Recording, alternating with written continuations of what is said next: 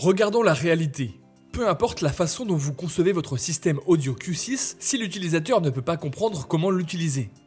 Pour la plupart des utilisateurs finaux, leur seule interaction avec Q6 sera sous la forme de l'interface de contrôle que vous avez conçue pour eux.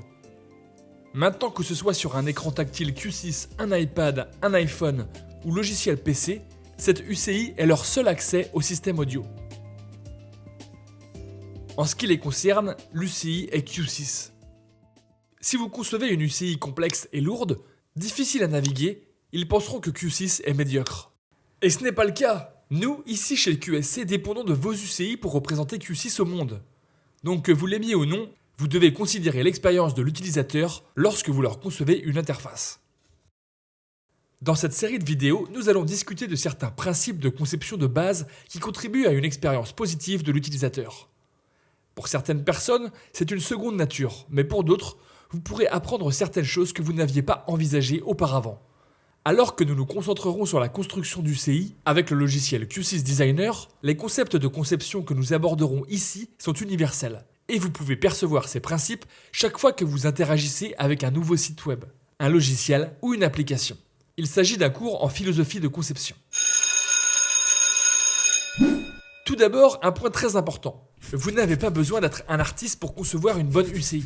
Oui, un graphiste qualifié peut ajouter beaucoup à l'apparence visuelle d'une UCI, mais nous n'essaierons pas de vous transformer en graphisme dès maintenant. Cette vidéo consiste à vous montrer la création d'une UCI confortable, intuitive et fonctionnelle, et vous n'avez pas besoin de compétences Photoshop pour cela. Au premier plan, gardez cette idée en tête, la conception est intention. Qu'est-ce que ça veut dire ? Eh bien, imaginez que vous travaillez sur votre ordinateur au bureau et vous avez un sous-tasse pour votre tasse de café. Où est ce sous-tasse ? Si vous êtes droitier, vous l'avez instinctivement placé à droite de votre clavier, dans l'intention de le rendre aussi simple et naturel à utiliser que possible. Vous l'avez donc disposé là, en fonction de l'endroit où vous le souhaitez naturellement. Vous ne l'avez probablement pas placé dans un tiroir, car seulement une personne insensée garderait son café là-dedans. La construction d'une UCI est similaire. Vous devrez probablement passer un peu de temps à déterminer exactement où l'utilisateur veut instinctivement tout trouver. Alors quelle est la première étape ? Déterminer qui est cet utilisateur. Posez-vous des questions sur les personnes qui vont effectivement utiliser votre UCI. Est-ce une UCI de maintenance pour un ingénieur ? Est-ce une UCI publique avec laquelle tout le monde peut interagir ? L'interface que vous créez pour quelque chose, même simple comme un lecteur audio, peut être très différente selon les personnes qui y ont accès. Si vous le pouvez, cela vaut le coup de parler aux personnes concernées. Ils connaîtront mieux que quiconque ce qu'ils veulent du système. Plus vous parlez à un grand nombre de personnes, plus vous aurez une bonne analyse de ce dont elles ont besoin dans l'UCI. Vous devrez également considérer combien d'UCI et d'écrans tactiles sont nécessaires sur le site. Si plusieurs personnes ont besoin d'accès au même périphérique, vous devrez déterminer si vous devez créer une seule UCI spécifique à ce périphérique qui répond à tous leurs besoins, ou s'il est préférable de créer des UCI distinctes auxquelles ils peuvent se connecter individuellement à partir de n'importe quel périphérique. Dans le Q6, vous pouvez modifier les propriétés d'un écran tactile pour permettre une allocation dynamique de l'interface, ce qui permet à un utilisateur de choisir entre différentes UCI. Savoir quelle méthode choisir sera probablement plus évident une fois que vous aurez terminé la prochaine étape de la conception, la planification. Vous pouvez commencer par créer un organigramme pour vous guider dans toutes les fonctions possibles du système. C'est ce qu'on appelle la taxonomie du système.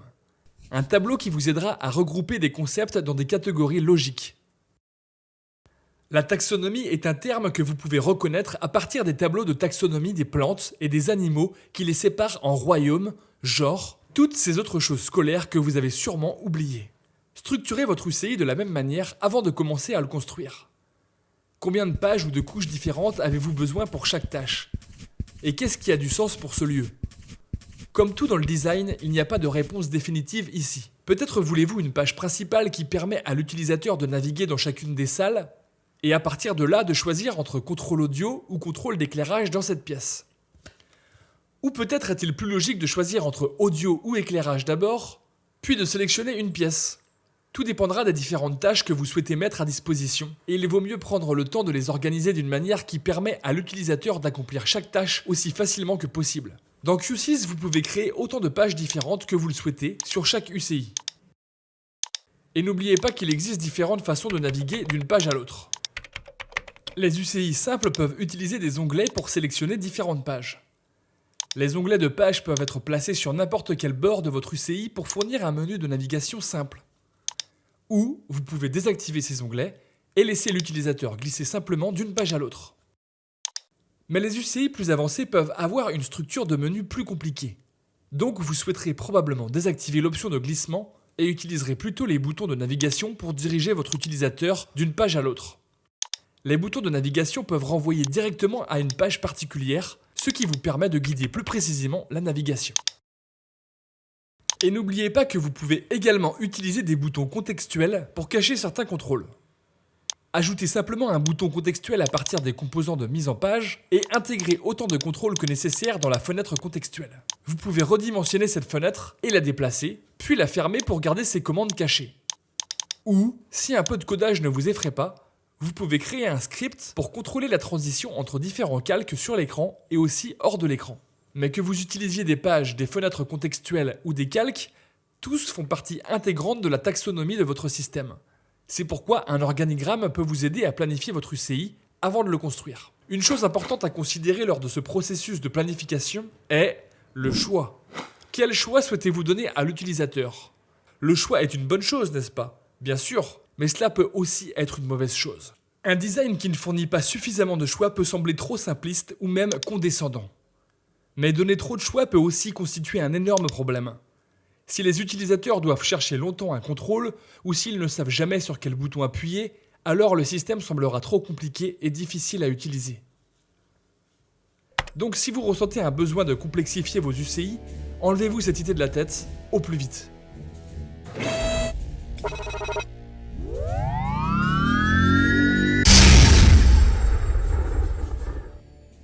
Fournir à un utilisateur moins de choses augmentera la rapidité de navigation dans le système et réduira le nombre d'erreurs potentielles.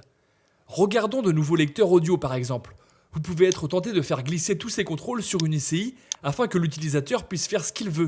Et dans certains cas, cela peut convenir parfaitement.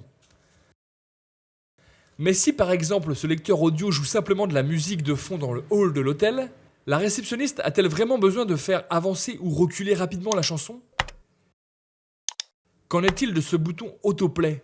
Ce bouton indique au lecteur audio de démarrer automatiquement chaque fois que le design est envoyé vers un QC score. Est-ce que le réceptionniste le sait ? Non. Ce bouton va probablement le perturber. Et vous ne voulez jamais que l'utilisateur soit perturbé. Vous devez fournir juste assez de choix pour leur permettre d'accomplir leurs tâches, mais pas trop afin de ne pas les mettre en difficulté. Donc, pour récapituler, la recherche et la planification vous permettent d'identifier les tâches principales que votre utilisateur doit accomplir et vous donnent un plan sur la façon dont vous souhaitez organiser la structure des pages de l'UCI. Déterminer précisément les besoins de votre utilisateur joue un rôle important dans la complexité de l'UCI. Une fois que vous savez ce que vous voulez proposer avec votre UCI, il est temps de commencer à le construire. Dans la prochaine vidéo, nous allons examiner des philosophies de conception communes à envisager lorsque vous commencez à construire l'UCI.